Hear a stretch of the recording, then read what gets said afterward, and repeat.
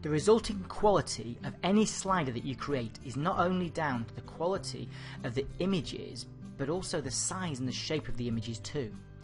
In this video, I'm going to cover the ideal size and shape of images that should be used by the slider. Although you can choose different sizes for your slider, the basic dimensions of images held in the slider are shown here. 1200 to 1500 pixels wide and 300 to 560 pixels high.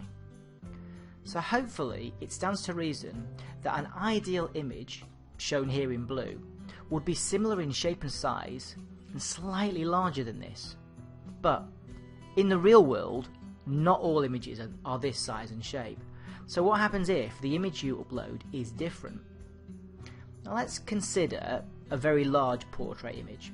Now on one hand, its width is wider than the slider, which is good. If it's the same size or bigger, then we won't lose any image quality.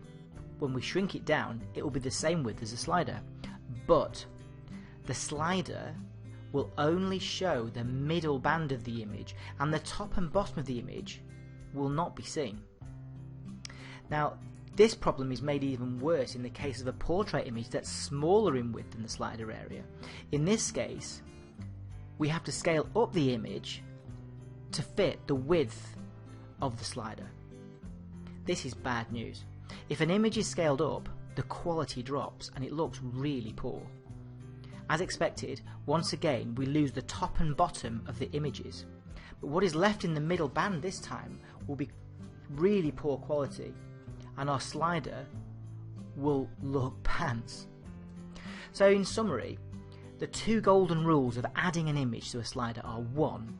Make sure your image is at least 1300 pixels wide and 500 pixels high, and 2. Make sure the part of the image that you want to appear in the slider is in the vertical or horizontal center of the image that you upload. Hopefully that's helped. Now please stay tuned if you want to find out how to actually create the slider, manage your images and configure your slider to look amazing. Many thanks.